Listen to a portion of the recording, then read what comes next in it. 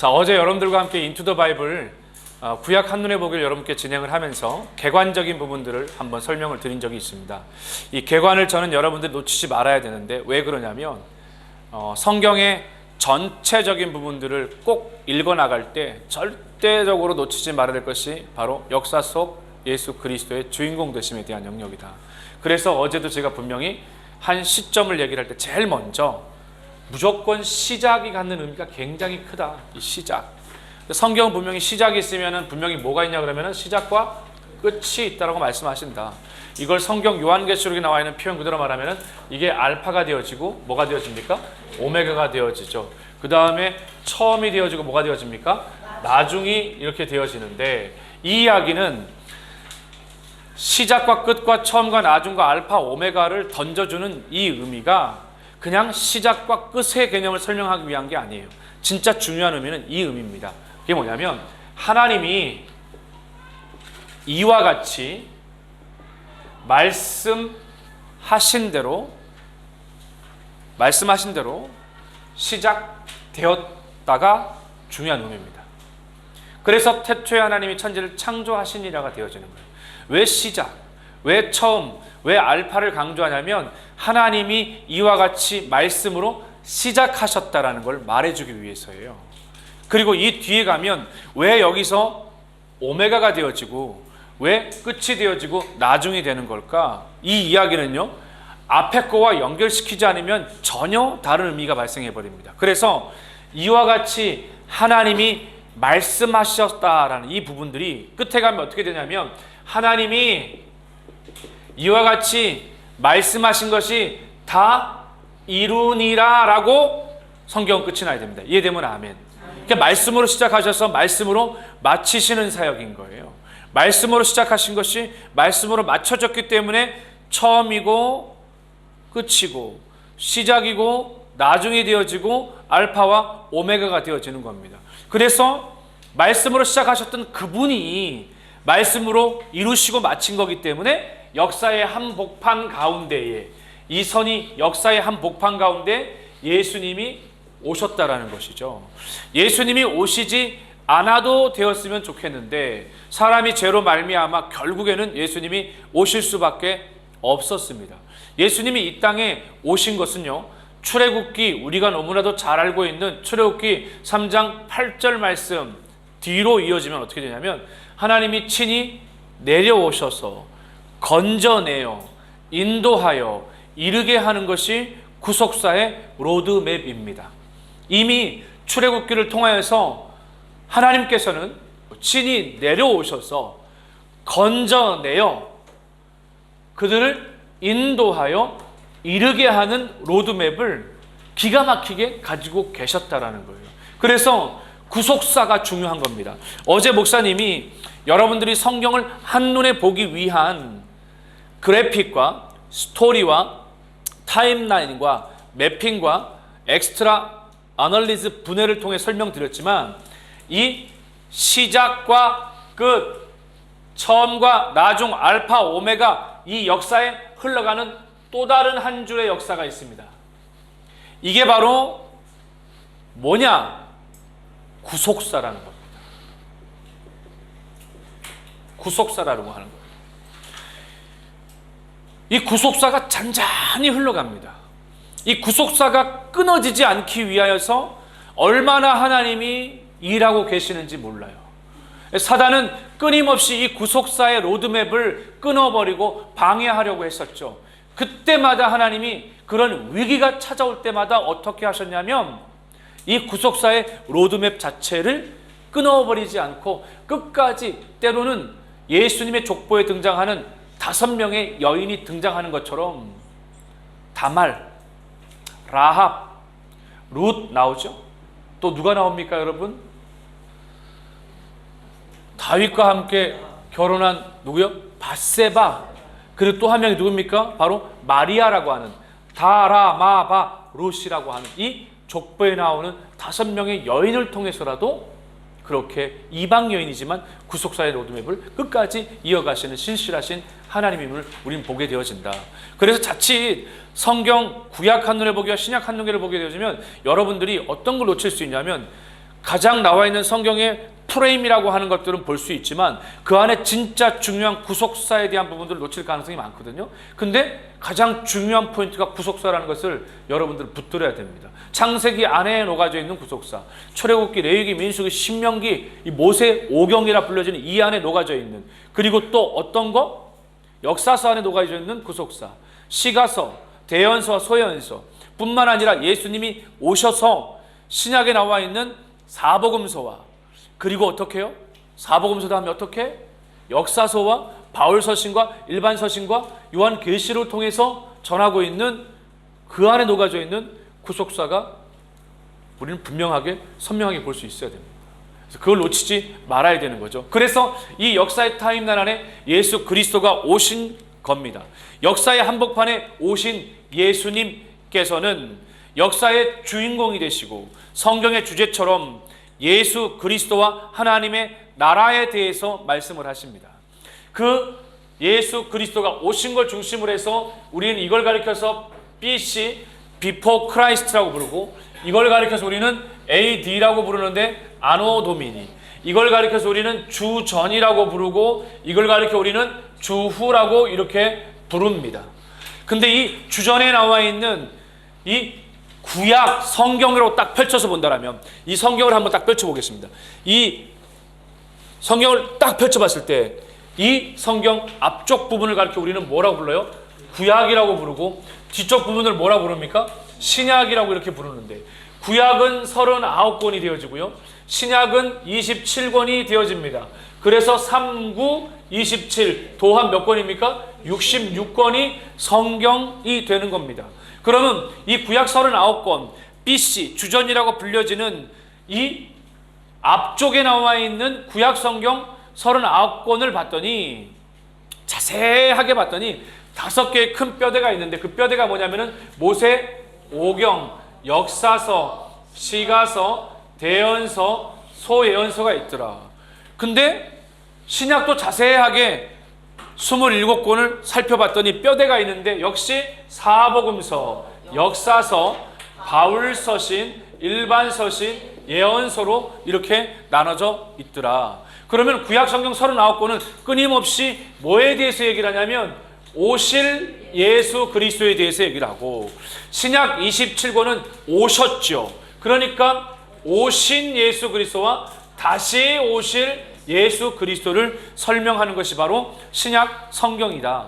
그러면 먼저 어제 우리가 구약 한눈에 보기를 통해서 여러분들과 함께 강의를 했었는데, 구약 성경에 나와 있는 오실 예수 그리스도에 대해 다루고 있는 이 총 5개 뼈대, 이 5개 뼈대 안에 각각의 성경들이 39권이 녹아져 있는데, 이 오실 예수 그리스도에 대해서 얼마나 구체적으로 잘 설명하는지를 알기 위해서는 사실 여러분들이 성경을 읽어가는 것이 중요합니다. 저는 이 강의를 통해서 가장 중요한 포인트가 뭐냐면, 성경대로 가르치고 성경대로 배워서 성경대로 살아가기 위해서는 성경을 사랑하는 거야. 저는 이번에 이 기회를 통해서 저는 여러분들에게 중요한 결단 하나가 있었으면 좋겠습니다. 그 결단이 뭐냐면, 나의 사랑하는 책을 여러분들이 갖게 되는 거예요. 내 평생의 성경을 여러분들이 장만하는 겁니다. 내가 어딜 가든지 나와 함께하는 말씀의 책을 여러분들이 정말 제대로 준비하십시오. 집에 수십 권의 성경책이 먼지가 수북히 쌓여진 채로 방치되는 게 중요한 게 아니라, 정말 이 강의를 통해 하나님의 말씀이 우리의 골수를 찔러 쪼갠다는 사실을 믿는다라면, 이 성경이 히브리서는 어느 정도로 강력하게 우리에게 말하고 있습니까? 이 성경이 디모데에서는 얼마나 우리에게 강력하게 말하고 있습니까? 교훈과 가르치기에 아주 탁월한 하나님의 말씀이잖아요. 요한복음 뭐라고 말합니까? 생명이라고 말하고 있지 않습니까? 그러면 이 말씀이 우리가 역사라고 하는 과거, 현재, 미래 이 모든 총망라를 하고 있는 그 성경이 이걸 담아내고 있는데, 그리고 예수 그리스도를 중심으로 해서 이 역사가 분명히 지나가고 세워져 가고 또 이루어지게 될 텐데, 그렇다면 말씀을 봐야 우리가 매일같이 신문에 쏟아지는 얘기가 뭐예요? 불안감이잖아요. 내일을 모른다라는 거지 않습니까? 가장 어리석은 사람이 내일 뭘 하겠대요. 내일 내가 하나님 앞에 잘하겠대요. 내일 나를 대학에 입학시켜주면 내가 봉사하고 교사로 섬기겠대요. 그것만큼 안타까운 게 없어요. 오늘 예수님 앞에 있지 않으면 내일 예수님 앞에 있다는 건 허황된 거짓말입니다. 오늘 예수님 앞에 있는 자가 내일도 예수님 앞에 서 있는 거예요. 그러니 여러분의 결단이 미래지향적 제가 내일 그렇게 하겠습니다가 아니에요. 지금 그렇게 살아가겠습니다입니다. 성경은 내일이라고 하는 미래지향적 결단을 우리에게 촉구하지 않습니다. 성경은 항상 현재적 결단만을 촉구하기 있어요. 그러니 우리가 설교를 할 때도 그렇게 되어지기를 축원합니다 라고 할 때 미래지향적 메시지지만 사실 성경적이진 않습니다. 성경은 내일이 아닌 지금을 다루고 있기 때문에 그렇습니다. 지금 이 자리에 이곳에 함께 하시는 하나님. 그러니 야곱이 베델에서 그가 돌베개 베고 자다가 하나님 은혜를 만나고 나서 어떻게 됐습니까? 뭐라고 고백합니까? 여호와께서 정녕 여기 계시거늘 내가 알지 못했다라는 거거든요. 지금 이 자리에 살아계신 하나님을 믿는 사람이 하나님 경외하며 살아가는 거예요. 하나님을 예배하며 살아가게 되는 거예요. 그래서 이 중요한 사실들을 놓치지 않기 위해서 우리가 구약 39권에 말하고 있는 오실 예수 그리스도가 정말 얼마나 진지하게, 얼마나 깊게, 얼마나 선명하게 녹아져 있는지 어제 얘기를 나눴었거든요. 그래서 여기 나와 있는 구약성경 39권을 먼저 뼈대 5개를 볼 것 같으면 제일 먼저 모세오경, 역사서, 시가서, 소, 선지서가 있더라. 그러면 모세오경이 뭐예요? 모세가 기록한 5권의 책. 모세가 진짜 창세기, 출애굽기, 레위기, 민수기, 신명기 기록했음을 믿습니까? 제가 어제 그렇게 설명을 드렸었죠. 분명히 여러분께 말씀을 드렸습니다. 아담을 얘기를 하고 그 중간에 나와 있는 에녹을, 그 다음에 또 중간에 나와 있는 제가 누구까지? 노아까지 매칭을 시켰습니다. 동시대의 사람이었다는 것을 제가 이야기를 매칭을 시켰고, 그 다음에 노아 다음에 이어지는 아브람까지 연결시켰죠. 아브람까지 연결시켜서 여러분들께 설명을 드렸습니다. 아브람에서 그 다음에 이어지는 족장사를 보면 아브람의 아들 이삭과 이삭의 아들 야곱과 에서, 그리고 요셉으로 쭉 이어져 가지만 사실 430년이라고 하는 그 기간밖에 흐르지 않았거든요. 그 안에 하나님이 천지 창조 역사와 함께 그 모든 것들을 충분히 담아내고 보고 듣고 깨닫는 것은 당연한 것이다. 그러니 모세가 당연하게 기록한 것이 맞다라고 설명을 드렸습니다. 그러면 제일 첫 번째 뼈대에 해당되는 모세오경, 창세기는 뭐라 그랬습니까? 원시 역사, 인간의 타락과 노아 홍수와 뭐가 있죠? 바벨탑이 있다 그랬죠. 그 다음에 또 누가 있습니까? 아브라함과 그 아들 누구? 이삭과 그 아들 야곱과 에서, 그 가운데 야곱의 12아들, 이제 좀 귀에 익숙할 겁니다. 뭡니까? 르, 시, 레, 유, 이스, 갓, 아, 단, 납, 요베, 딸 디나까지. 그리고 요셉 때 애굽으로 이주하면서 출애굽기가 연결되겠죠. 출애굽기가 연결되어질 때 430년의 역사가 말씀대로 성취되는 것으로 시작되어집니다. 우리는 출애굽기를 딱 펼 때 아하, 모세가 나오네로 시작되면 절대 안 돼요. 출애굽기를 딱 펴는 순간에 창세기 13장과 15장에 말씀하신 대로 이루시는 역사, 출애굽기가 시작되는구나. 그렇게 믿으시길 주의 이름으로 축원합니다. 이게 성경을 보는 진짜 중요한 가치예요. 이 성경을 보는 가치가 얼마나 각 장, 각 권이 이어질 때마다 정말 말씀하신 대로 그대로 이루시는구나. 창세기에서 시작했던 게 마지막 요한계시록으로 딱 갈 때 아멘으로 끝나는 이유가 있어요. 아멘 주 예수여 오시옵소서로 끝나는 그 메시지가 뭔지 아십니까? 말씀하신 그대로 말씀대로 이루시는 줄로 믿습니다. 우린 요한계시록 마지막을 끝날 때 아멘 주 예수여 오시옵소서 I'm waiting you, 이거 난 기다리고 있습니다를 말하는 게 아닙니다. 뭘 말하는 거냐?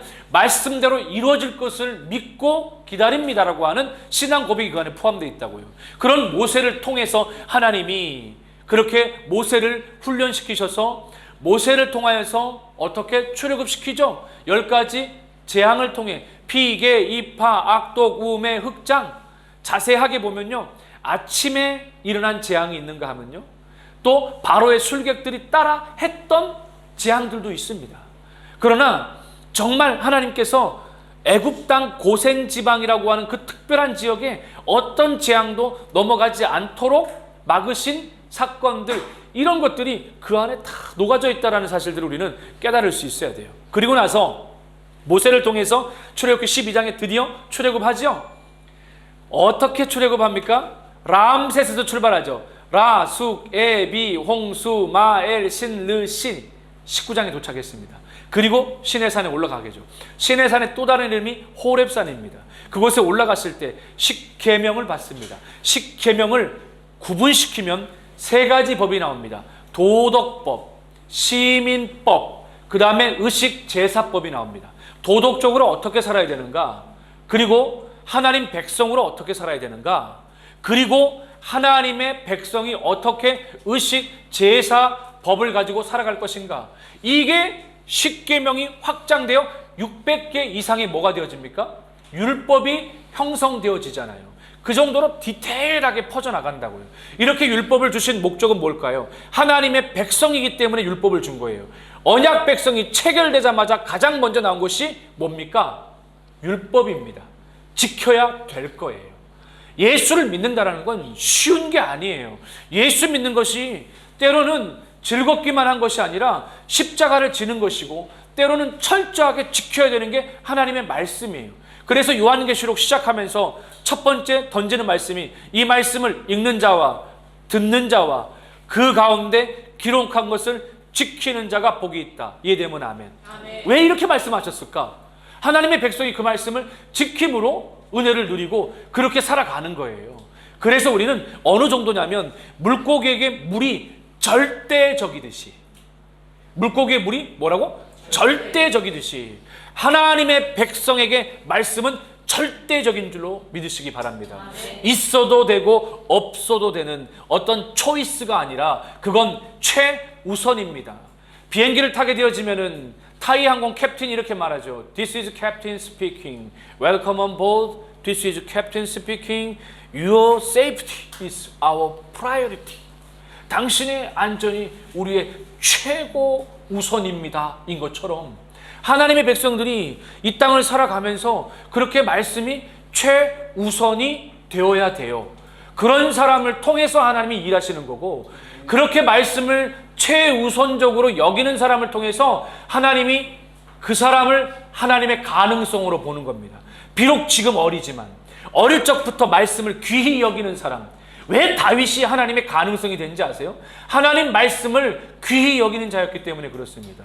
근데 하나님 말씀을 귀히 여기지 않으면요, 하나님의 영은 떠나버립니다. 그러므로 이 진동하는 세대 안에서 정말 하나님이 주목하고 하나님이 기뻐하시는 주의 종의 모습은 말씀을 얼마나 귀히 여기느냐, 말씀을 얼마나 가까이 하느냐에 따라서 생사가 달려있다는 것을 깨닫고 또 그렇게 알 수 있어야 돼요. 그렇게 율법을 받고 나니 이스라엘 백성들이 지켜야 되는 말씀을 못 지키니까 어떻게 돼? 죄를 짓게 되는 거고, 그 죄를 사함받아야 되니 당연히 성막이 나와야 되잖아. 성막의 문은 9m가 넘습니다.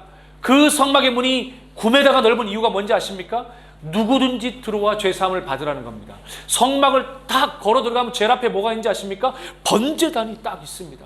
번제단을 돌아서 이렇게 딱 가면 뭐가 있는지 아십니까? 물두멍이 놓여져 있습니다. 그 물두멍까지가 성막의 뜰이에요. 그리고 진짜 성막 안으로 휘장을 딱 열어 보세요.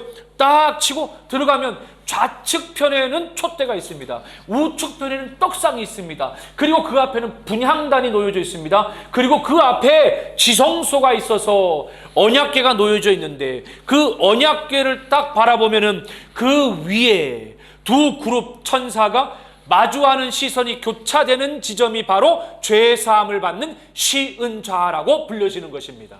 그 시은좌 안에 보십시오. 뚜껑을 열면 그 언약궤 안에 세 가지가 있죠. 뭐가 있습니까? 아론의 싹이 난 지팡이입니다. 그 다음에 만나 항아리와 그 다음에 뭐가 있습니까? 십계명이 있습니다. 여러분, 왜 이렇게 세 가지를 넣었을까요? 다른 거 넣으면 안 되나요? 왜 하필이면 아론의 싹이 난 지팡이를 넣었을까요? 왜 하필이면 십계명 돌판을 넣었을까요? 왜 하필이면 만나 항아리를 넣었을까요? 불순종의 상징물들입니다. 이건 전부 다 불순종의 상징물이에요. 전적 하나님의 은혜를 통한 죄 사함의 역사를 그곳에서 보게 만드는 거예요. 언약궤를 볼 때마다 우리는 어떤 은혜를 누리냐면 하나님의 거룩한 영광의 상징이기도 하지만 그 언약궤를 보면서 우리는 끊임없이 우리의 죄성, 광야에서 불순종한 우리의 모습을 보게 하는 겁니다. 그러면서 언약궤가 가르쳐주는 가장 큰 영광스러운 상징성은 이야, 하나님의 전적인 은혜구나, 은혜 아니면 살아갈 수가 없구나, 그 메시지가 그 안에 담겨 있다는 것을 절대 놓치지 마시기 바랍니다. 성막 안에는 창이 없습니다. 왜 이렇게 집을 하나님이 친히 성막을 디자인했는데 왜 이렇게 하나님이 지혜롭지 못한 디자인을 했을까요? 왜 자연 채광에 빛도 안 들어오게 했을까요? 성막 안에는 오직 촛대만 있을 뿐입니다. 그 하나님의 거룩함 촛대를 통해 조명되어지는 생명의 떡, 하나님의 말씀, 그것이 성막 안에 가장 가치 있는 상징입니다. 분향단을 보십시오. 분향단을 보십시오. 아론의 자녀들은 다른 불을 드렸습니다. 신앙생활은 좋은 걸 하나님께 드리는 게 아닙니다. 신앙생활에는 가치 있는 걸 하나님께 드리는 게 아니에요. 신앙생활은요, 내가 가진 최고의 것을 드리는 것이 신앙생활이 아닙니다. 착각하지 마십시오. 교회에서 그렇게 가르쳤기 때문에, 가르치고 있기 때문에 오늘날 이런 문제가 많은 겁니다. 하나님 앞에 최고의 것을 드리는 게 아니에요. 하나님께 우리가 드리는 건 말씀하신 대로만 드리는 겁니다. 분향단의 사건은 그들이 나쁜 것을 드려서가 아니에요.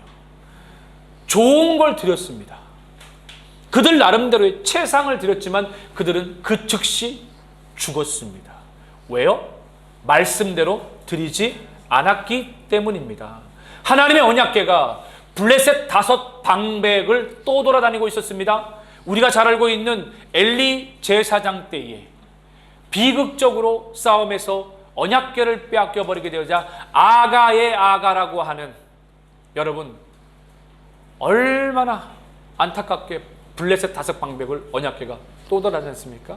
그게 다시 돌아올 때 송아지에다가 묶어서 올 때 기억나십니까? 언약궤가 피자 어떻게 됐습니까? 그걸 잡자마자 어떻게 됐어요? 죽죠. 왜요? 왜 그래야 되죠? 떨어지면 여기 안 잡을 사람이 있습니까? 떨어지면 여기 있는 사람들 저 같아도 잡았을 겁니다. 죽습니다. 왜 그럴까요? 언약궤는요, 손으로 댈 수 없습니다. 골이 왜요? 이동을 해야 되기 때문입니다. 이 정도로 하나님의 교회의 일은요, 여러분 기분대로 하면 그래서 안 되는 겁니다. 하나님의 일은 기분대로 하는 게 아니에요. 하나님의 봉사, 하나님의 섬김은 말씀대로만 하는 겁니다. 말씀대로 하면 시험이 안 들어요. 저마다 시험 들고 상처가 되는 이유는 저마다 기분대로 일하기 때문입니다. 느낌대로 일하기 때문에 그래요. 열심대로 일하기 때문이고 열정을 갖고 일하기 때문입니다. 이거는 전부 다 프라이어리티가 아니라 전부 다 세컨입니다. 2번째, 3번째, 4번째, 5, 6번째 문제인 것이지, 첫 번째 문제는 가장 먼저 말씀대로 내가 봉사하고 있느냐예요. 말씀대로 봉사하게 되면 하나님만 보고 봉사하게 되어 있습니다. 사람을 볼 수가 없어요. 하나님에서 눈을 뗄 수가 없습니다. 그렇게 봉사하는 것이, 그렇게 은혜 입은 자의 봉사의 진짜 모습이기 때문입니다. 그러므로 다시 이쪽에 돌아와 출애굽기를 볼 것 같으면 얼마나 가치 있습니까? 그렇게 성막이 완성되어지자 레위기를 통해서 제사를 가르치죠. 레위기의 주제는 2가지입니다. 어떻게 거룩한 백성이 되어지는가의 문제입니다. 그 다음에 레위기 주제는 뭔지 아십니까? 거룩한 백성이 되어진 다음에 어떻게 거룩한 백성으로 사느냐가 레위기의 주제입니다. 이해되면 아멘. 그래서 거룩한 백성이 되고 싶다라면, 거룩한 백성으로 살기 원한다라면, 그래서 5가지 제사인 번제, 소제, 화목제, 속건제, 속죄, 죄를 봐야 돼요. 그리고 나서 4가지 제사법인 뭐가 있습니까? 전제, 화제, 거제, 요제를 통해서 여러분들께 안내를 드렸던 겁니다. 그래서 이 레위기의 성장 포인트는 뭐라 그랬어요? 앞에 나와 있는 부분은 제사를 드리는 여러분의 5가지 제사법이고, 뒤에 나오는 또 반복되어야 되는 건 뭐라 그랬습니까? 제사장들, 준비하는 자들을 위한 제사법이다. 왜 2번이나 이렇게 강조하느냐? 제대로 하나님 앞에 드려야 하기 때문에. 하나님께 드리는 것은 흠이 있는 것을 드릴 수 없습니다. 오늘날 하나님이 받으시지 않는 이유는 흠 있는 것을 드리기 때문입니다. 아직도 우리는 구약의 제사를 통해 많이 배울 수 있습니다. 깨달을 수 있습니다. 하나님의 메시지가 여전히 구약 성경이 우리에게 던져주는 메시지가 중요한 이유는 그것이 곧 오늘날 신약으로 예수 그리스도의 오심을 통해서 완성되기 때문입니다. 율법이 필요 없습니까? 예수님마저도 내가 율법을 어떻게 폐하러 온 것이 아니라 율법을 완성하러 왔다고 했습니다. 바울 사도는 이렇게 얘기합니다. 갈라디아에서 몽학 선생, 로마 시대 개인 튜터의 역할을 설명하면서 율법은 그리스도께로 인도하는 여정이고 통로라고 그렇게 이야기를 하는 겁니다. 그러므로 구약과 신약의 메시지가 얼마나 갖는 의미가 강력한지 몰라요. 그 안에 들어있는 이 레위기를요, 저는요, 여러분들이 깊이 묵상하기 바래요. 레위기를 깊이 묵상하기 바래요. 첫 번째 읽을 때 이해 안 되더라도 하나님 온전한 예배자가 되고 싶습니다. 그런 마음으로 읽어갈 때, 성경을 읽을 때에는 항상 성령의 조명하심이 필요한데, 성령이 여러분의 마음을, 혼과 영과 영을 찔러 쪼개는 역사가 있게 되는 줄로 믿습니다. 그렇게 준비되어지니 하나님이 움직이십니다.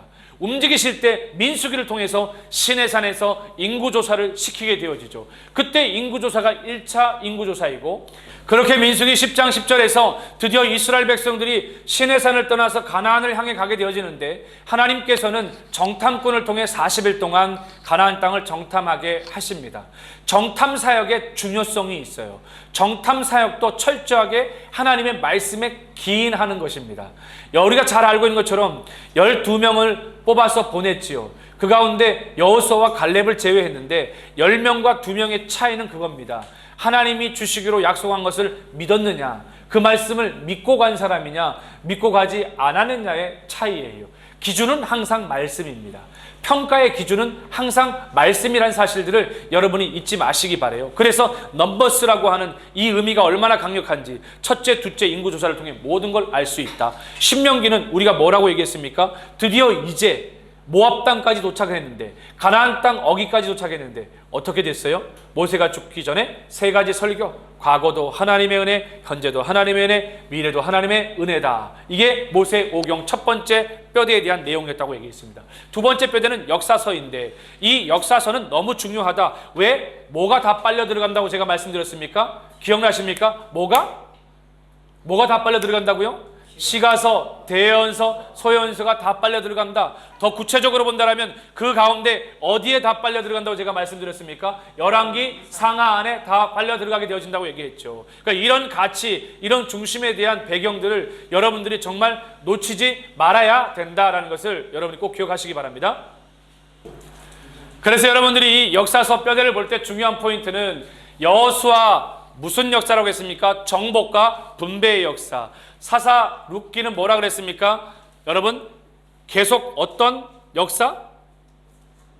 죄 반복되는 역사라고 얘기했었죠. 그 다음에 나오는 사무엘상하, 열왕기상하, 역대상하는 누가 중심 인물이냐가 중요하다고 얘기했는데, 이스라엘의 본 역사에 해당되어지는 사무엘상하, 열왕기상하, 역대상하 가운데 사무엘상의 중심 인물은 누구라고 얘기했습니까? 사무엘과 사울과 다윗이지만 다윗은 등장하지 않는다. 메인이 아니다. 등장하지만 메인이 아니다라는 거였고요. 여기 나와 있는 사무엘 하가 뭐라고 그랬습니까? 다윗이 중심 인물이라고 얘기했죠. 그리고 나서 열왕기상의 중심 인물은 누구라고 얘기했습니까? 솔로몬과 북이스라엘의 7명의 왕조와 남유다의 4명의 왕조라고 얘기했죠. 그리고 나서 뭐라 그랬습니까? 열왕기 하는 나머지 왕조라고 얘기했죠. 역대 상하는 뭐로 이해된다고 했습니까? 사관으로 이해된다고 얘기했었죠. 어떤 사관으로 이해됩니까? 제가 제사, 예배 이렇게 중심적으로 다윗 왕조에 대한 그 역사의 포인트를 맞추고 사관을 이해해야 된다고 제가 여러분들께 말씀을 드렸었습니다. 그리고 이제 여기 나와 있는 또 다른 역사가 무엇입니까? 이 두 번째 뼈대는 역사서 안에 여러 뼈대 중에 여기는 포로 귀환에 대한 역사다. 그래서 이 역사서를 한눈에 딱 보면서 쉽게 캐치를 딱 할 수 있어야 된다. 정복 분배의 역사, 혼돈의 역사, 그리고 뭐요? 이스라엘 본 역사, 그리고 어떻게 되어집니까? 여기 나와 있는 포로 귀환의 역사가 묶여져 있다. 그리고 세 번째 뼈대가 무엇입니까? 시가서인데, 이 시가서는 이스라엘의 희, 기쁨과 노의 락이라고 하는 기쁨과 슬픔과 어려움과 눈물을 다 담아내고 있는 것이다. 사람이 살아가면서 경험할 수 있는 기쁨과 슬픔과 아픔과 고통, 이 모든 것들이 여기 시가서에 녹아져 있는데, 특별히 이 시가서에서 중요한 것은 지혜와 격언과, 그리고 정말 지혜로운 사람이 되기 원한다면 이 시가서 안에 나와 있는 잠언과 전도서를 읽으십시오. 그래서 여러분들께 권면해 드리면 잠본시라고 해서, 예전에 아는 목사님 한 분이 잠본시를 한 적이 있어요. 잠언 한 장, 전도서 한 장, 시편 5장, 그렇게 해서 하루하루 짝을 이뤄서 읽어나갈 때 저는 여러분이 지혜로운 자가 될 것이라고 확신합니다. 왜냐하면 성경에 지혜의 근본이 어디 있다고 말합니까? 여호와께 있다라고 말하기 때문입니다. 지식은 있으나 지혜 없는 비극의 시대가 되었습니다. 아는 건 많으나 생명에 예수가 없는 사람이 많은 비극의 시대가 되었다라는 겁니다. 지식 있는 자가 되기보다 지혜 있는 자가 되어져서 하나님 말씀을 담아내는 여러분 되기를 간절히 소망합니다. 계속해서 봤을 때, 그래서 욥기는 족장 시대에 욥의 고난을 통하여서 욥의 친구들이 나오게 되어지죠. 욥의 친구들이 나와서 끊임없이 그건 너가 잘못했기 때문이야, 죄 때문에 너가 벌을 받는 거야 라고 하는 거죠. 근데 그런 친구들, 가깝게 지내던 친구들이 와서 격려하는 게 아니라 그건 너의 죄 때문이라고 계속해서 말하게 되어지는데, 욥이 얼마나 마음이 괴롭겠습니까? 왜 의인이 고통받아야 됩니까? 왜 의인에게 고난이 찾아와야 됩니까? 이것이 주제인데, 나중에 욥기의 해결점은 그겁니다. 욥이 절망에 빠지게 되어질 때 뭐라고 묻게 되어지냐면, 네가 바람이 어디에서부터 불어서 어디로 가는지 아느냐? 네가 저 바다의 큰 물고기의 그 힘이 어디에서 나오는지 아냐? 네가 하마의 힘이 어디에서 오는지 아느냐? Do you know? Do you know? Do you know? Do you know? 하지만 그 아느냐의 대답에 물음표에 아무것도 대답을 못해요. 내가 아느냐라고 하는 질문에 아무것도 대답을 할 수 없습니다. 그때 그제서야 깨난 것이 뭐냐면, 욥이 내가 지금까지 귀로만 들었다가 이제는 내가 눈을 들어 주를 봅니다 라고 하는 그 신앙의 고백이에요. 결국 하나님께서 의인 욥을 더 선명한 하나님의 사람으로 세워나가는 여정입니다. 그러니 욥을 통해서 우리에게 주는 메시지는요, 왜 우리에게 이런 어려움이 있어야 되죠? 왜 우리에게 전혀 예상하지 못했던 이런 갑작스러운 일들이 있어야 되죠? 이 세상에는 물음표가 너무 많아요. 근데 이 물음표에서 물음표로 끝나는 게 인생이 아니라, 하나님은 결국 이 땅에서 그 이 세상의 많은 물음표에서 느낌표로 만들어가기 원하시거든요. 나의 물음표가 느낌표로 풀려지기 원한다면 방법은 하나밖에 없습니다. 말씀입니다. 요즘은 젊은 세대들이 너무 쉽게 인생이 꼬여진 물음표를 실타래를 가위질해서 잘라버립니다. 아이들에게 이거 꼬인 것 좀 풀어줄래라고 아이에게 주면 100% 엄마 가위 어디 있어요 해서 다 잘라버립니다. 이 세상에 많은 사람들이, 젊은 세대들이, 나이 많은 사람들이요, 그런 인생에 다가오는 꼬여지는 문제들을 가위질하여 잘라버리려고 합니다. 그러나 예수 믿는 사람은요, 말씀을 통해 인생이 풀려질 수 있어야 됩니다. 하나님은 말씀을 통해 인생을 풀어가기 원하시고, 하나님은 말씀을 통해서 우리의 묶여진 실타래들을 풀어가기 원하세요. 그래서 말씀이 중요한 것입니다. 여러분 안에 혹시 물음표가 있다면 오늘부터 길을 잡으시기 바랍니다. 어리석은 자가 되지 마십시오. 하나님, 나를 향한 뜻이 무엇입니까? 우리의 가정을 향한 뜻이 무엇입니까? 우리의 자녀를 향한 뜻이 무엇입니까? 더 이상 이렇게 묻지 마세요. 진짜 어리석은 질문이고 어리석은 기도입니다. 성경엔 이미 나를 향한 하나님의 뜻이 성경에 이렇게 기록되어 있어요. 항상 기뻐하라, 쉬지 말고 기도하라, 범사에 감사하라 라고 나와 있습니다. 이것이 그리스도 예수 안에 너희를 향한 하나님의 뜻이니라. 이해되면 아멘. 이미 성경에 밝히 드러난 뜻도 하나님의 말씀대로 살아가지 않으면서 하나님의 나를 향한 뜻이 무엇입니까? 라고 어리석게 말하는 자가 되지 말라라는 거예요. 그렇게 시가서를 읽어가게 되어지면 우리 안에 엄청나게 많은 영적 지혜들이 축적되어지게 되어집니다. 그런 영적 지혜가 축적되어질 때 그런 사람이 하나님의 사람으로 정치도 하고 대통령도 되어지고 총리도 되어지고 사업도 하게 되어지고 학교 어디 모든 영역에 들어가 있을 때에 이 땅에 하나님의 나라가 세워져 가는 것입니다.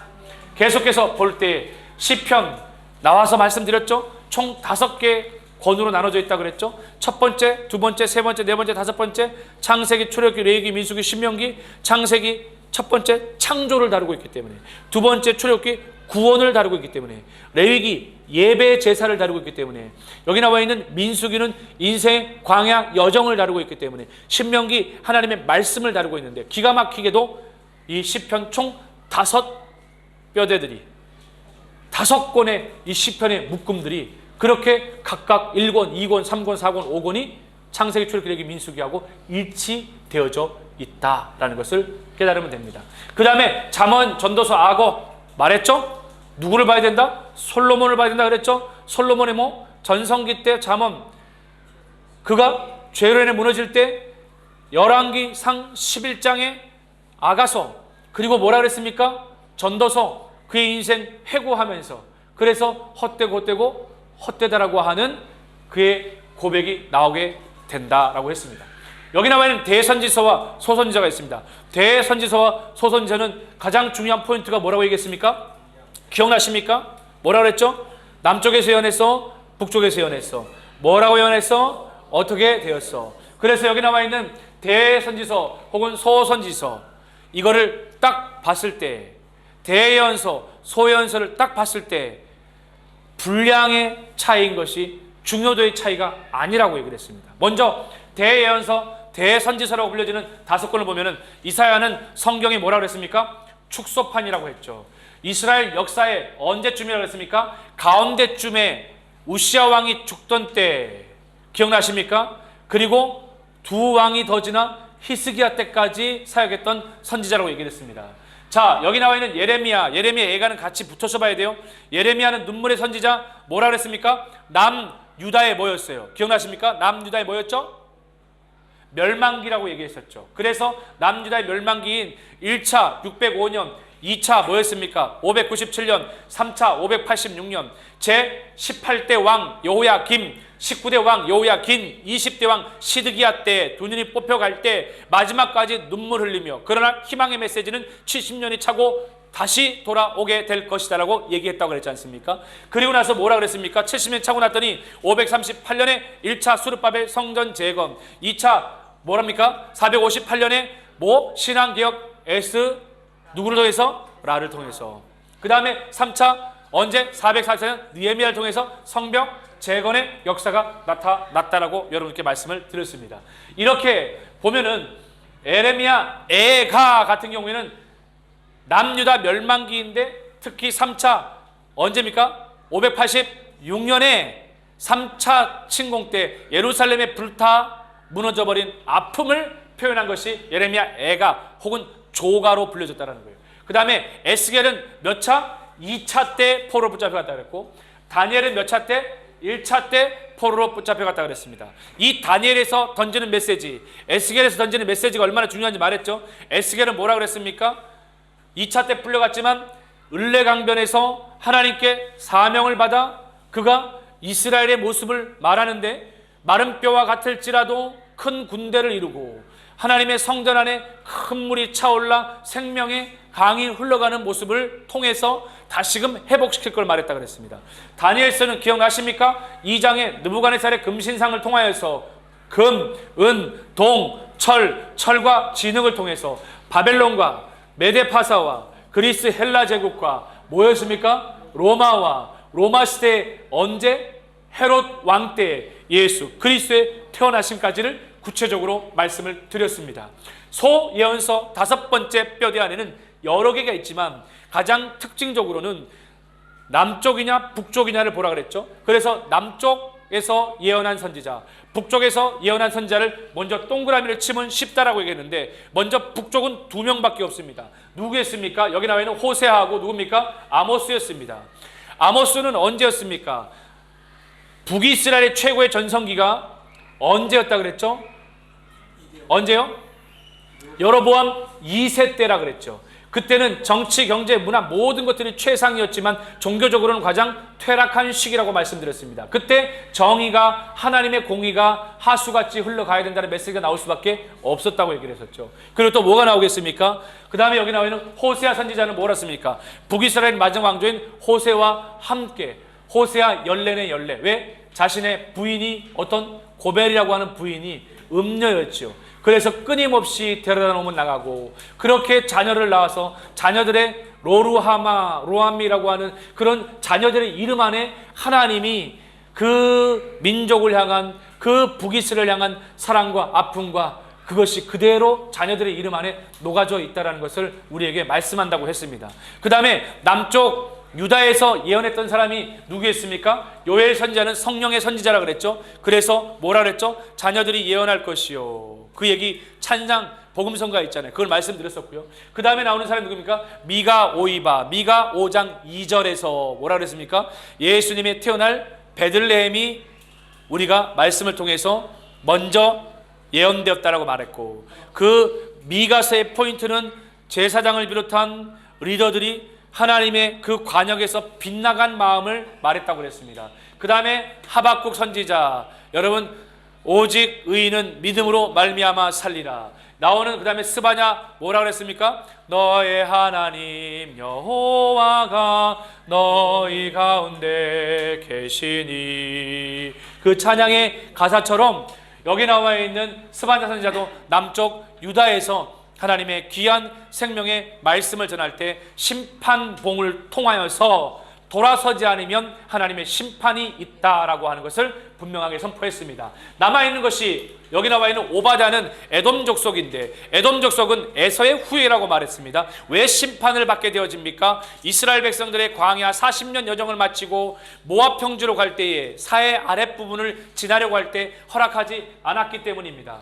그리고 나올 때 요나서와 나홈은 같이 봐야 된다 그랬습니다. 요나는 뭐라 그랬습니까? 북이스라엘에, 결국 북이스라엘이 722년에 어디에서 멸망당했다고 얘기했습니까? 목사님이요? 아수르에서 멸망당할 때 아수르의 수도가 어디라 그랬죠? 니느웨인데, 니느웨에 가서 복음을 전하라고 했을 때 돌아서 회개하고 금식하는 것이 요나서이고, 그러나 100년이 지났을 때에 어떻게 됐습니까? 결국 멸망 심판받은 모습을 나홈이 다룬다. 여기 나와 있는 학개스가랴 말라기는, 여기 나와 있는 에스라, 느헤미야, 에스더하고 어떻게 되어집니까? 똑같이 연결되어진다라고 말을 했었죠. 그렇게 연결되어지기 때문에 에스라서 안에는 1차 수룹바벨의 성전 재건, 2차 에스라의 신앙개혁이 이 에스라서 안에 담겨져 있는데, 이 에스라와 함께 사역했던 사람이 학개와 누굽니까? 스가랴입니다. 그 다음에 여기 나와 있는 느헤미야는 3차 성벽의 재건인데, 3차 사역 같이 했던 사람이 누굽니까? 말라기다. 왜? 그들이 돌아가야 했기 때문에 그 이후에 나타난 이 예루살렘 안에 있는 신앙의 개혁을 이끌어갔던 사람이 바로 말라기라고 말했습니다. 에스더는 뭐였습니까? 1차 포로 귀환에 해당되어지는 538년과 2차 458년 사이에, 이 사이에서 여기에서 어떻게 했다 그랬어요? 남아있던 하만을 통하여서 어려움당하는 유대인들을 모르드게와 그 다음에 누구요? 에스더를 통하여서 구원하는 장면이 나와 있다. 그것이 바로 이 중요한 에스더의 내용이다라고 말했습니다. 이렇게 모세오경, 역사서, 시가서, 대언서, 선지서 이렇게 연결되어지는데, 이걸 목사님이 여기다가 올려보는데 여러분들이 한번 잘 생각해 보시고 잘 따라오시길 바랍니다. 자, 이제 여기 한번 보겠습니다. 아담은요 4114년입니다. 아담의 뒤를 이어서 나오는 중요한 인물이 나옵니다. 바로 아브라함입니다. 이 아브라함은요 우리가 잘 보는 것처럼 2100 몇 년입니까? 66년입니다. 아브라함의 뒤를 이어서 나오는 사람이 바로 누굽니까? 모세가 나오게 되어지는데, 모세가 1527년입니다. 1527년이 모세고요. 그 다음에 우리가 잘 알고 있는 것처럼 너무나도 중요한 무엇입니까? 1446년이 뭐였죠? 출애굽이라고 이렇게 얘기를 했습니다. 이런 타임라인을 정할 때 제일 중요한 포인트는 목사님이 뭐라 그랬습니까? 열왕기상 6장 몇 절이에요? 1절에 나와 있는 말씀이라 그랬죠. 저기 나와 있는 것처럼 이스라엘 자손이 애굽에서 나왔어요. 애굽 땅에서 나온 지 480년이요. 솔로몬이 이스라엘의 왕이 된 지 얼마요? 4년 12월 곧 둘째 달에 솔로몬이 여호와를 위해서 뭐 하기를? 성전 건축하기를 시작하니라. 그래서 성전 건축의 시작이 여기 포인트가 뭐라고 하겠습니까? 성전 건축이 몇 년이었죠? 966년. 이 포인트가 역사적 포인트이기도 하고 모든 성경 안에 나와 있는 중요한 타임라인을 잡는 핵심이 되어지는 것이 바로 여기라고 제가 여러분들께 말씀을 드렸습니다. 다시 출애굽기 1446년으로 돌아갈 수밖에 없었던 이유는 이 성전 건축인데 이 시점이 여러분 966년 이 시점이 출애굽한 지 몇 년입니까? 400 몇 년이라고 그랬어요? 480년이라고 그랬죠. 그래서 480년을 거꾸로 돌아가니까 출애굽이 1446년이 나온다고 말을 했습니다. 그 다음에 나오는 중요한 타임라인이 무엇이겠습니까? 출애굽하여서 이스라엘 백성들이 시내산에 도착을 하게 되어지죠. 그리고 나서 모세가 죽게 되어집니다. 모세가 사망한 것이 1406년입니다. 1406년에 모세의 사망이고요. 그 다음에 모세의 뒤를 이어서 나오는 영적 지도자는 누굽니까? 여호수아죠. 여호수아의 사망은 1390입니다. 1390이 여호수아 사망이고요. 그 다음에 여호수아의 뒤를 이어서 더 이상 이스라엘의 영적 리더가 없고 사사들이 통치하는 사사 시대가 등장을 하게 되는데 그 사사들을 제가 일일이 하나씩 나열했었습니다. 기억나십니까? 온니엘, 에훗, 삼갈, 드보라, 그 다음에 기드온, 돌라, 야일, 입다, 입산, 엘론, 그 다음에 삼손에 이르기까지 사사들이 통치하던 그 시기가 도래하게 되어진다. 그래서 1375년에 사사, 여기 보시면요, 사사들의 통치가 시작되어집니다. 그리고 나서 여기 나오는 몇 년도입니까? 1050년에 사울이 왕으로 등극을 하게 되어지죠. 사울이 왕으로 등극을 하게 되어집니다. 이렇게 긴 약 300년 기간 동안의 사사 통치 시기가 있었고 그 사사 통치 시기 안에 한 가족의 이야기 누굽니까? 엘리멜렉과 나오미 가족을 이야기를 하는 것이 바로 여기 나와 있는 룻기라고 말을 드렸습니다. 그 다음에 사울의 등극이었지만 이 사울이 하나님 보시기에 참 귀한 사람이었지만 결국 사울이 하나님 말씀을 따르지 않았습니다. 사무엘이 기름 부어 세웠지만 가슴 치며 안타깝게 여겼습니다. 그때 결국 하나님께서 다윗을 세우시죠. 몇 년입니까? 1010년이 됩니다. 1010년 다윗의 등극과 함께 다윗의 사역을 여기 보시면은 삼각형 하나로 이해된다고 했었죠. 어떻게 해요? 좌변, 여기 포인트, 우변. 가운데 중요한 거는 사무엘 뭡니까? 사무엘 하 11장이 중요하다고 얘기했죠. 그래서 좌변에 보면 하나님 앞에 마음에 합했을 때는 하나님이 함께 하시고 그에게 하나님의 임재와 하나님의 영광을 한가득 갖도록 하셨지만 그때 또 가정이 잘 되고 나라가 잘 됐지만 여기 나와 있는 밧세바 사건을 통해 무너지기 시작하면서 어떻게 되어버렸습니까? 비극적으로 어떻게 됐죠? 비극적으로요? 여러분 기억나십니까? 비극적으로 하나님의 영이 떠난 것입니다. 비극은요. 그 다음에 가정과 나라가 어려움에 처하게 되어지죠. 그 뒤를 이어서 여기 나옵니다. 솔로몬이 몇 년이냐면 970년입니다. 970년에 솔로몬이 등극을 하게 되어지죠. 다윗의 뒤를 이어서. 그러나 다윗과 밧세바를 통해서 임신했던 그 아들은 죽었습니다. 그 다음에 준 아들이 누굽니까? 솔로몬입니다.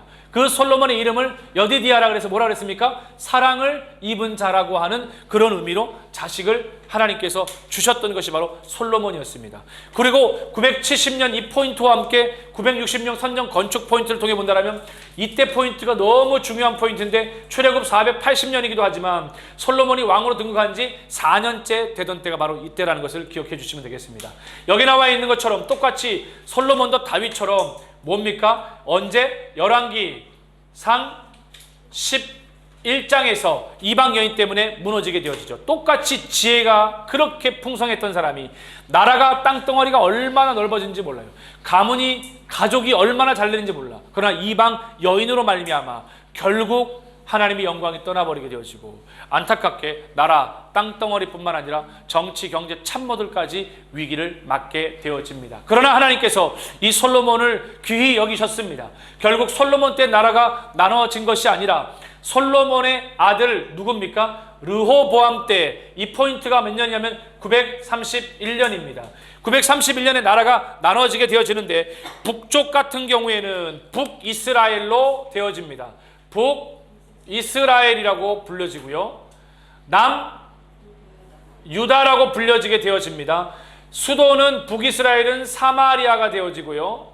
남쪽은 예루살렘이 되어집니다. 이 리더가 누굽니까? 북이스라엘은 솔로몬 시대에 참모였던 여로보암이라고 얘기했습니다. 여로보암이요.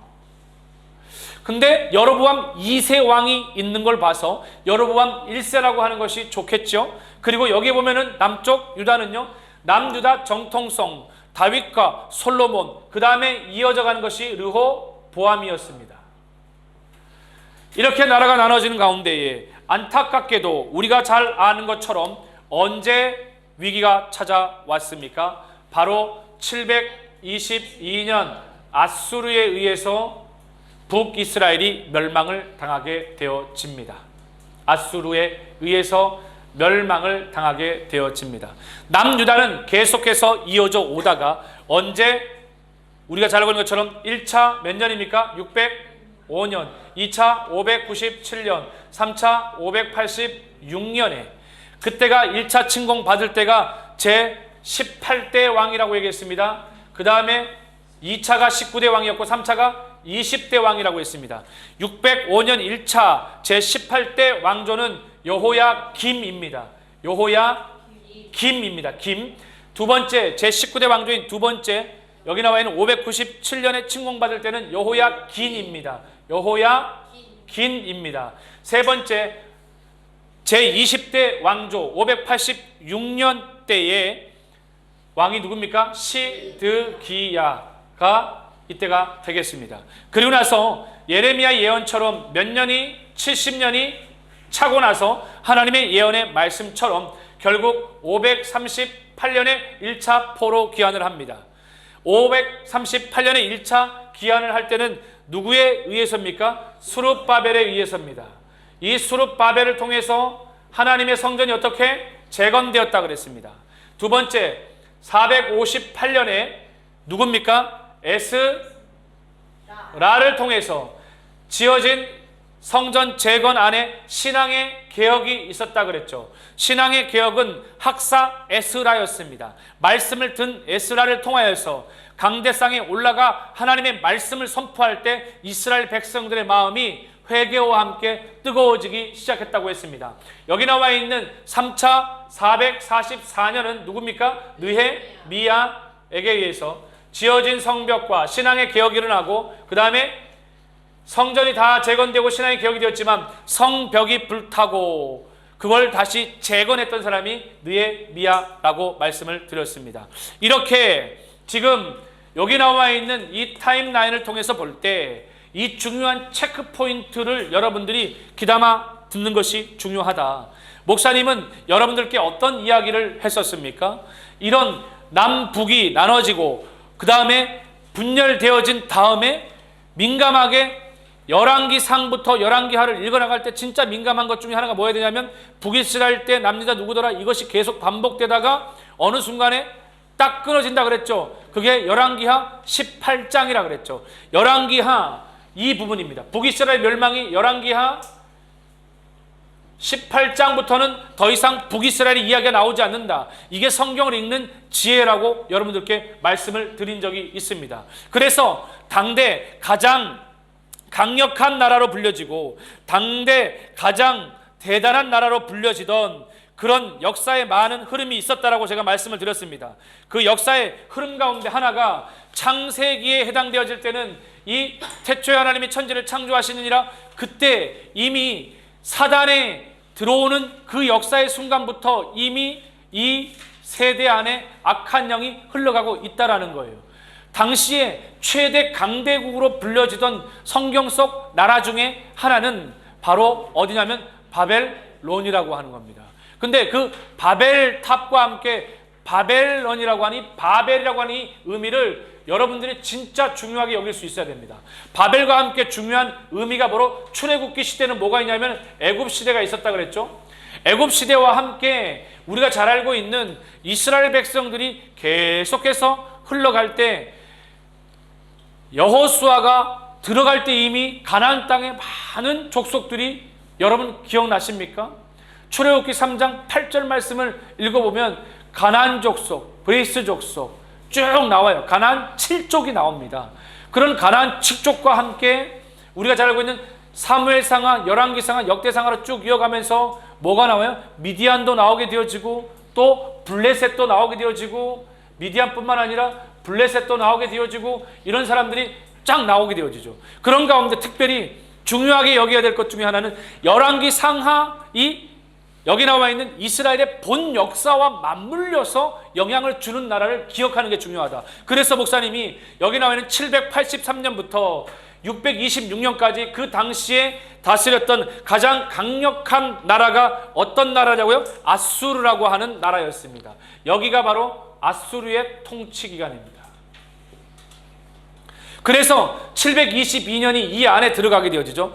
이 북이스라엘이 아수르에서 멸망당했습니다. 영원할 줄 알았던 아수르는 626년에 어디에서 무너져 버리냐면 신강대국인 바벨론에 의해서 무너지게 되어집니다. 남유다는 계속해서 이어가다가 바벨론의 엄청난 힘에 의해 강대국 바벨론에 의해서 유프라테스 강과 티그리스 강의 그 충독층의 엄청난 거대 제국을 다스렸던 바벨론의 1, 2, 3차에 의해서 무너지기 시작을 합니다. 이 바벨론의 통치 시기가 626년입니다. 그리고 보시면 언제까지? 539년까지입니다. 여기 중요한 성장 포인트를 말씀을 드릴게요. 605년은 이 안에 들어가게 되어지죠. 그 다음에 두 번째 보세요. 597년도 요 안에 들어가게 되어지죠. 586년도 여기 안에 들어간다고요. 사실 바벨론 시기에 붙잡혀 갔어요. 바벨론 때에 누가? 다니엘이 붙잡혀 가고 에스겔이 붙잡혀 갔습니다. 많은 사람들이 3차에 걸쳐서 얼마나 많은 사람이 붙잡혀 갔겠습니까? 그런데 70년이 차니 하나님의 말씀하신 것이 그대로 성취되니 언제? 538년 1차 기한 직전 1년 전인 539년에 하나님께서 새로운 신국인 누구를 세웁니까? 메대와 바사라고 하는, 다른 말로 말하면 누굽니까? 페르시아라고 하는 이 강대국을 일으켜 세우게 되어집니다. 이 페르시아가 539년부터 331년입니다. 그렇게 바라본다면 다니엘을 한번 보시면 다니엘은 1차 포로 때 605년에 붙잡혀 갔지만 그의 시기는 메데파사 시기에, 그래서 다리오 왕이라고 하는 왕도, 벨사살 왕이라는 사람도 그가 경험했던 겁니다. 그래서 이 다니엘은 바벨론 시대 가운데 붙잡혀 갔지만 메데파사라고 하는 시기에도 영향을 미쳤던 귀한 하나님의 사람이었습니다. 그렇게 영원할 것 같던 바벨론을 이어서 메데파사가 영원할 줄 알았어요. 근데 보시면 이스라엘 백성들은 444년 느헤미야를 통하여 가지고 그 역사가 끊어지는 것처럼 보여요. 444년은 이 안에 포함되어집니다. 메데파사 시기거든요. 그리고 나서 이 메데파사를 이어서 그 강력했던 어떤 나라가 나옵니까? 바로 그리스 헬라 제국이 찾아오게 되어지죠.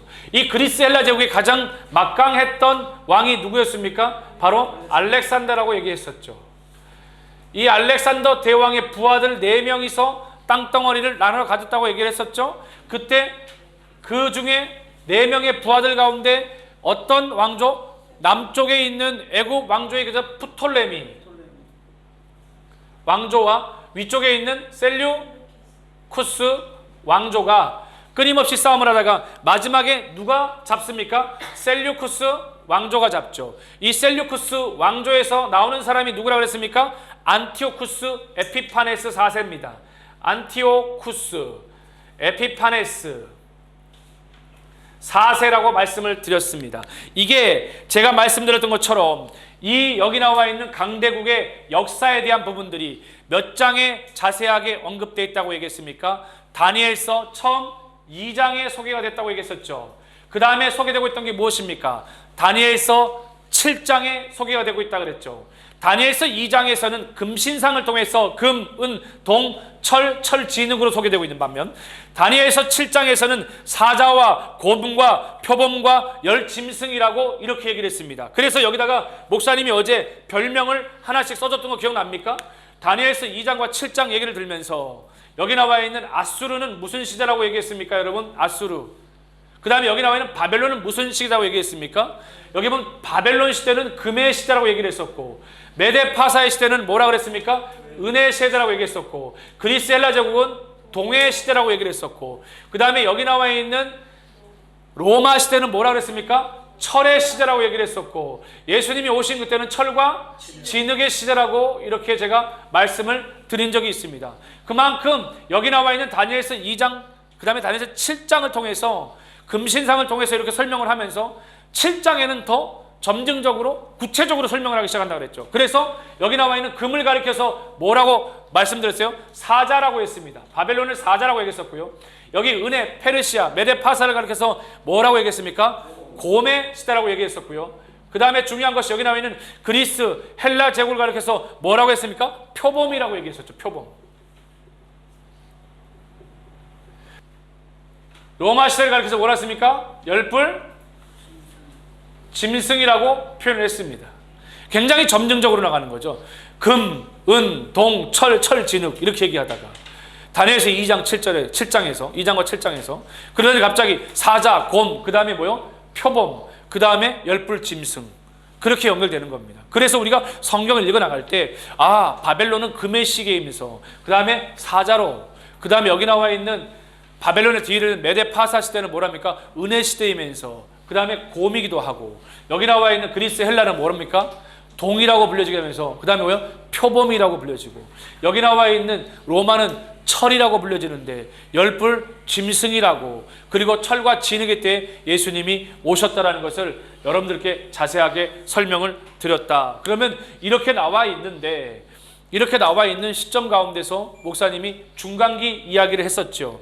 중간기는 444년 이후부터 여기 예수님 BC 몇 년이요? 4년 5월 14일 날 태어나시기 전까지를 가리켜서 중간기라고 이렇게 표현을 했는데, 이 중간기는 암흑기가 아니라 뭐라 그랬어요? 말씀이 성취되어지고 예수 그리스도의 역사의 주인공이 되어지시는 그분이 오시고 그분이 태어나실 것들이 구체적으로 말씀을 통해 이루어지고 성취되어지는 다니엘서의 말씀이 성취되어지는 기간이라고 제가 말씀을 드렸습니다. 그 가운데 어떤 일이 있다고 얘기했습니까? 여기 나와 있는 표현 기억나십니까? 영원할 줄 알았던 바벨론, 그러나 메데파사, 그러나 결국 그리스 헬라 제국 때에 그 알렉산더 대왕의 어떤 거 요절하는 사건을 통하여서 4명의 부하들의 땅덩어들이 프톨레미, 셀류쿠스, 그 다음에 승리하는 것이 셀류쿠스에서 안티오코스의 비판에서 4세가 나올 때 이 예루살렘 지역을 통치하면서 제사를 금했다 그랬죠. 하나님의 거룩한 성전 안에 돼지피를 뿌릴 때 어떻게? 그때 모데인 지방에 마타티아스 제사장이라는 사람이 그 아들 유다 마카비를 통해서 거룩한 성전을 통하여서 승리하여 제사가 회복되었다고 얘기했죠. 그 시기가 바로 이 중간기 시기라는 겁니다. 이 중간기 시기 안에 가장 메인 핵심 스토리는 어떤 핵심 스토리냐면 그리스 헬라 제국입니다. 바로 이 메데파사가 무너지고, 그래서 서쪽으로부터 염소가 이렇게 오는 거 다니엘서 말씀을 통해서 제가 이렇게 말씀을 드렸었죠. 한 수렴소가 서쪽에서부터 온다라고 얘기했었죠. 두 눈 사이에 현저한 뿔이 있더라. 두 눈 사이에 현저한 뿔이 있는데 강성하는데 그 큰 뿔이 누구라 그랬어요? 그 큰 뿔이 알렉산더라 그랬잖아요. 알렉산더가 근데 가보세요. 그 현저한 뿔이 어떻게 해요?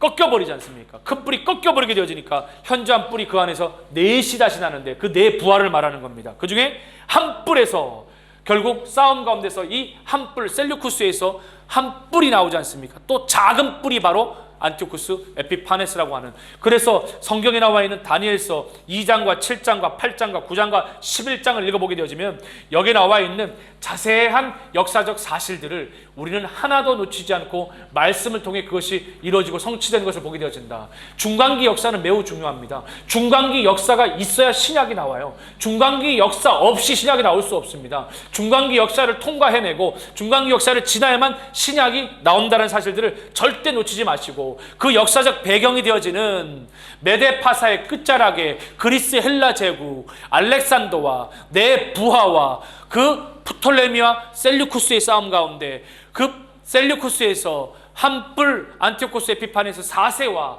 그 다음에 모데이 지방에 누구요? 마타티아스, 마카비 혁명, 그리고 로마 시대 누구? 헤롯 때 예수님이 태어나시는 것. 왜 헤롯이라고 얘기했어? 기억나? 왜 헤롯이어야 된다고? 에돔족 속의 후예라는 것을 잊지 말라라고 얘기했죠. 그렇게 예수님이 태어나셨다. 예수님이 태어나실 때 천체를 통해서, 그래서 동방박사들이 별을 보고 오는 것은 당연한 것이다. 왜 창세기에 창조하실 때에 하나님이 궁창으로부터 시작해서 이 궁창 위에 달려져 있는 해와 달과 별을 통해서 계절뿐만 아니라 징조를 심어 두셨기 때문에 그렇다. 그래서 예수님이 실제로 태어나실 때에 천체를 보면은 목성이 이렇게 오다가 다시 돌아간다라고 이렇게 얘기했죠. 그리고 다시 나오는 모습을 통해서 이 천체가 갖는 의미가 굉장히 중요하다라고 여러분들께 설명을 드렸습니다. 그렇다면 이제 여기 나와 있는 5뼈대인 모세오경, 역사서, 시가서, 대연서, 소예언서가 나와 있는데, 이걸 이 위에 나와 있는 이 타임라인 위에다가 각각에 있는 이 뼈대 아래에 놓여져 있는 성경 39권을 올리는 것으로 구약을 끝냈다 그랬죠. 가장 먼저 첫 번째 뼈대인 모세오경에 나와 있는 창세기, 출애굽기, 레위기, 민수기, 신명기를 보시면 창세기는 세상의 뭐와 함께? 시작과 함께, 태초에 하나님 천지를 창조하신 시작과 함께 어디까지? 모세가 태어나기 전까지가 뭐라 그랬습니까? 창세기라고 얘기했습니다. 그 다음에 출애굽기는 모세의 태어남으로부터 시작을 해서 출애굽 가운데 12장의 출애굽에서 19장에 도착한다 그랬지. 도착해서 십계명, 성막제정 거기까지. 그래서 이 시내산에 도착에 머무는 장면까지가 출애굽이라고 얘기했었고요. 레위기는 이 시내산에서 머물러서 제사를 받는 것, 오제사법을 받는 것이 레위기이기 때문에 시내산에 레위기가 들어와야 된다 그랬습니다. 민수기는 어떻게 됐습니까? 시내산에 머물다가 첫 번째 인구조사를 마치고 민수기 10장 10절에 떠났기 때문에 여기가 민수기가 되어집니다. 민수기가 되어진 다음에 모세의 사망 가까이에서 뭐가 됩니까? 신명기가 되어지죠. 죽기 직전에 3가지 설교, 과거, 현재, 미래, 하나님의 은혜라고 설교했기 때문에 이렇게 첫 번째 뼈대인 모세, 오경, 창세기, 출애굽기, 레위기, 민수기, 신명기가 이 타임라인에 올라갑니다. 이해되면 아멘. 두 번째 뼈대인 역사서가 나오게 되어지는데, 역사서는 끊임없이 반복하고 있어요. 제가 무엇입니까? 정복, 분배 역사, 혼돈의 역사, 본 역사, 그리고 포로, 귀환의 역사를 다룬다. 그래서 여호수아는 모세의 뒤를 이어서 여호수아 사망 때까지가 무엇이 되겠습니까? 여기가 여호수아가 되겠죠. 그 다음에 여기 나와 있는 사사기, 룻기는 여호수아 사망부터 시작을 하여서 보세요. 사울이 어떻게 되어집니까? 등장, 사사들이 나오고 쭉 해서 사울이 등장할 때까지가 되겠죠. 그러니 여호수아 사망부터 시작을 하여서 사사 등장, 사사 통치 시기, 여기가 뭡니까? 사사기가 되어지고, 사사기 안에 한 가족의 이야기가 뭡니까? 룻기라고 제가 여러분께 말씀을 드렸습니다. 이렇게 사울이 등장한다 그랬죠. 자, 사무엘상의 중심 인물은 사무엘과 사울과 다윗이라고 했지만 다윗은 메인이 아니라 그랬습니다. 그래서 다윗이 등장하기 전까지 이 부분이 무엇이 되겠습니까, 여러분? 사무엘상이 되는 겁니다.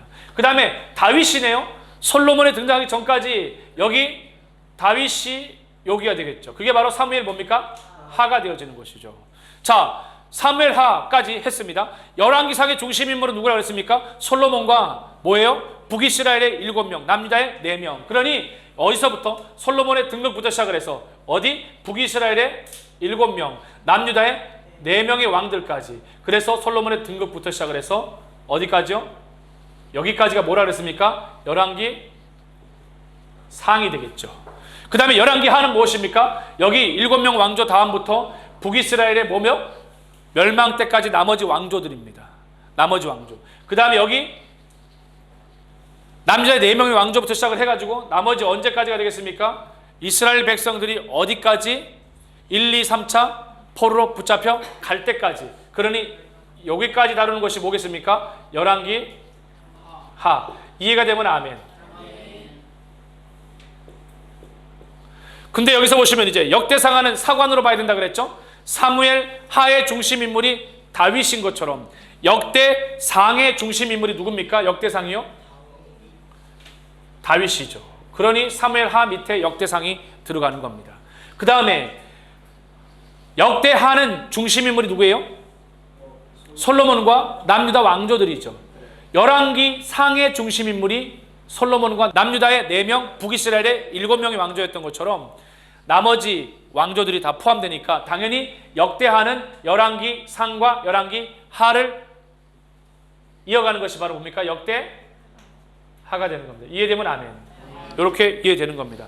이렇게 보시면은 이스라엘의 정복, 분배 역사, 혼돈의 역사, 본 역사가 끝이 나고 여기 나와 있는 포로에서 돌아오는 포로 귀환이라 그랬죠. 포로 귀환의 역사 안에는 뭐와 함께 항상 뭐라 그랬어? 학개, 스가랴, 말라기와 함께 봐야 된다고 얘기를 했지 않습니까? 자, 그러면 나머지 에스라서 안에 들어가 있는 것은 1차 포로 귀환 수르바벨의 성 전재건, 또 그 다음에 2차 에스라의 신앙의 개혁까지를 다루고 있다고 그랬죠. 그러니 여기 나와 있는 1차 수르바벨과 2차 에스라를 다루고 있는 게 뭡니까? 에스라가 여기 들어가는 겁니다. 느헤미야는 3차 성벽 재건이니까 여기 느헤미야가 들어가게 되는 거죠. 이해되면 아멘. 그래서 3차 느헤미야 이렇게 이어지는 겁니다. 이렇게 두 번째 표된 역사서가 끝이 났네요. 3차 보세요. 여기 나와 있는 세 번째 시가서 뻐대를 볼 것 같으면은 여기 보면 욥기는 어디에 이어진다 그랬습니까? 창세기와 함께 맞물려 있는 것이 어디라 했습니까? 욥기가 바로 여기에 들어가는 겁니다. 그 다음에 시편의 중심 인물 중에 누가 있다 그랬습니까? 모세의 시편이 있다 그랬죠. 그 다음에 모세의 또 중요한 저자가 누구라 그랬습니까? 여기 나와 있는 다윗이 되어지죠. 또 중요한 저자가 누굽니까? 솔로몬이 되어지죠. 솔로몬의 동시대의 성가대 성전 지휘자들 가운데 누가 있다 그랬습니까? 아삽이라고 그랬었죠. 그 다음에 누구 그랬습니까? 헤만이 있었고요. 그 다음에 에단이라고 하는 사람들이 있었습니다. 이런 사람들이 성가대 지휘자로 그렇게 하나님의 성전을 예배로 섬기던 귀한 분들의 시편들이 나와 있습니다. 그 다음에 또 나오는 것이 뭐라 했습니까? 여기 나와 있는 포로 귀환까지의 내용을 다루고 있기 때문에 여기 귀환의 내용을 맞물려서 이렇게 하게 되어지면 시편은 가장 긴 이스라엘의 이야기들을 다루고 있습니다. 실제로 시편 안에는요, 예수 그리스도의 고난받으심까지 다루고 있기 때문에 사실은 신약까지 이어져 가게 됩니다. 시편 안에 얼마나 많은 예수님의 고난을 다루고 있는지 몰라요. 고난의 예언을 합니다. 어느 정도로 정확하게 예언되어져 있냐면 쓴 포도주에 대한 얘기뿐만 아니라 그 다음에 로마 군인들이 예수 그리스도의 옷을 제비 뽑아 가지는 것까지 나와져 있습니다. 그리고 예수님의 뼈를 꺾지만 꺾이지 않는 것까지 다루고 있고 구체적으로 시편 말씀을 보면 정말 놀라울 정도로 하나님의 예언의 말씀이 예수 그리스도를 통해서 성취되는 내용으로 가득 차 있다. 이렇게 보시면 되겠습니다. 그 다음에 잠언 전도서 아가서는 어떻게 됩니까? 어디를 봐야 되겠어요? 잠언 전도서 아가서는 어디입니까? 당연히 솔로몬이죠. 솔로몬의 삼각형. 여기에 뭐가 되겠습니까? 가장 전성기 때가 여기에 뭐겠습니까? 잠언이 되어지죠. 그 다음에 여기 이방 여인으로 무너졌던 열왕기상 11장 이 포인트가 뭡니까? 아가서가 되어지고요. 그 다음에 인생을 회고하며 기록한 것이 무엇입니까? 기억나십니까? 전도서가 되어지죠. 이렇게 세 번째 뼈대에 해당되어지는 시가서가 보시는 것처럼 열왕기 상 하 안에 다 맞물려 들어간 것을 보게 되어집니다. 그 다음에 네 번째 뼈대인 다섯 번째 뼈대에 해당되어지는 여기 나와 있는 대선지서, 소선지서, 대예언서, 소예언서 각각을 보면 네 번째 대선지서 예언서를 볼 것 같으면 이사야서는 제가 뭐라고 말씀드렸습니까? 언제 어디에서 예언했다 그랬습니까? 이사야는요 남쪽에서 예언했다 그랬죠. 남쪽 중간기 지점에 들어가는 게 누구라 그랬습니까? 이사야라고 했습니다. 그래서 이사야는 어때? 우시아 왕이라고 하는, 우시아 왕이 죽던 때에 라고 했습니다. 기억나십니까? 우시아 왕이 죽던 때라고 제가 했던 거 기억나세요, 여러분? 그 다음에 또 누가 나온다고 그랬습니까? 히스기야 왕 기억나세요? 제가 기억해서 그렇게 얘기했었죠. 그래서 여기 나와 있는 우시아, 요담부터 시작을 해서 그리고 히스기야 때까지 하나님의 귀한 말씀을 전했다고 얘기했습니다. 그 다음에 나오는 예레미야 예가는 같이 봐야 된다 그랬죠? 예레미야 예가는 언제라 그랬습니까? 바로 남유다의 멸망기인 1차, 2차, 3차, 605년, 597년, 586년. 여기가 바로 누굽니까? 예레미야입니다. 예레미야 예가는 586년에 3차 침공 때 예루살렘이 불타 슬퍼하는 모습을 다루고 있기 때문에 예레미야 예가는 여기에 들어간다고 했습니다. 3차. 그 다음에 나오는 사람이 에스겔입니다. 에스겔은 몇 차 포로 귀환 때입니까? 2차입니다. 이 2차 때 에스겔이. 그 다음에 다니엘은요, 몇 차입니까? 1차 때 다니엘이 되겠습니다. 이해되면 아멘. 이렇게 대선지서 5권이 다 들어가게 되어집니다. 그 다음에 소선지서, 여기 나와 있는 5번째 소예언서라고 불려지는 여기 나와 있는 하나님의 말씀을 보시면 제일 중요한 건 북쪽이냐 남쪽이냐라고 제가 여러분께 끊임없이 말씀을 드렸는데 기억나십니까? 그럼 보시면 제일 먼저 북이스라엘부터 볼 것 같으면 2명이라고 그랬습니다. 바로 호세아하고 누구겠습니까? 아모스라고 얘기를 했죠. 자, 아모스 같은 경우에는 이 북이스라엘의 최고의 전성기라 그랬죠. 그렇죠. 여로보암 2세 때입니다. 그래서 정의, 공의, 하수가치라고 제가 말씀드렸고요. 여기 나와 있는 호세아는요, 북이스라엘의 언제요? 멸망기입니다. 고멜 이방인 혹은 무엇입니까? 자기 부인을 통한 하나님의 피눈물 나는 사랑에 대해서 기록하고 있다고 얘기했어요. 그 다음에 여기 나오는 것이 무엇이냐? 바로 남쪽에서 예언했던 선지자들인데 요엘과 미가와 하박국과 스바냐입니다. 요엘은 어디라고 그랬습니까? 이사야 앞에 요엘이라고 말했었죠. 성령의 선지자.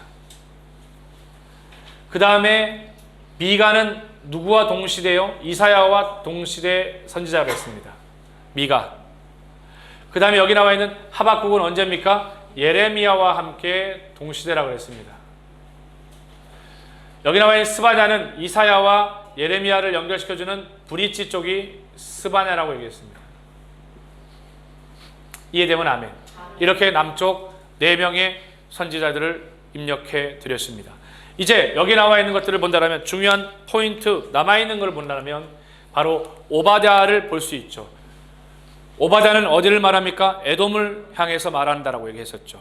에서의 후예. 그리고 여기 나와 있는 요나와 나훔은 항상 같이 봐야 된다 그랬었죠. 이 요나와 나훔은 북이스라엘이 멸망당한 어디입니까? 아수르 수도 니느웨이라 그랬었죠.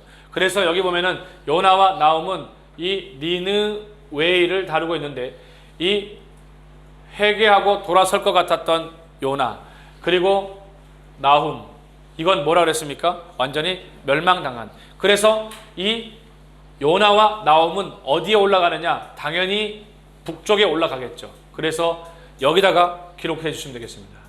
요나하고 뭐요? 나훔을 이렇게 북쪽에다가 기록해 주시면 되겠습니다. 그 다음에 남아있는 게 무엇입니까, 여러분? 학개, 스가랴, 말라기지요.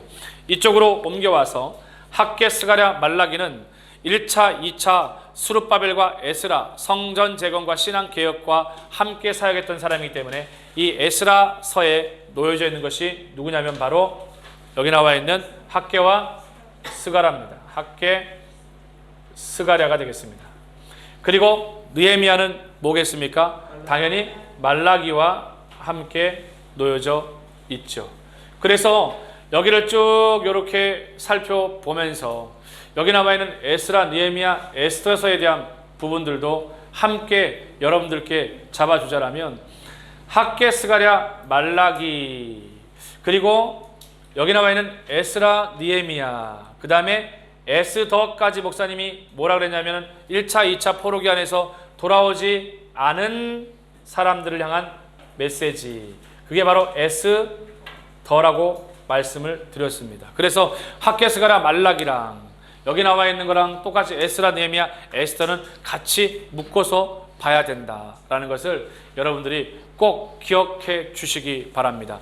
역사서 뒤에 나와 있는 포로 귀한 선지자, 그리고 함께 소 선지자가 조력했던 귀한 협력의 사역을 여러분이 잘 기억해 주시면 되겠습니다. 어제 우리가 이렇게 목사님이 아침부터 저녁까지 함께 나눴던 이 역사의 주인공 되신 예수 그리스도, 그리고 5 뼈대 안에 오실 예수 그리스도에 대해 창세기부터 말라기까지 각각 모세오경과 역사서와 시가서와 대소 예언서 혹은 선지서를 통해서 여러분들께 자세하게 설명을 드렸습니다. 여러분 수고 많으셨습니다. 이상입니다.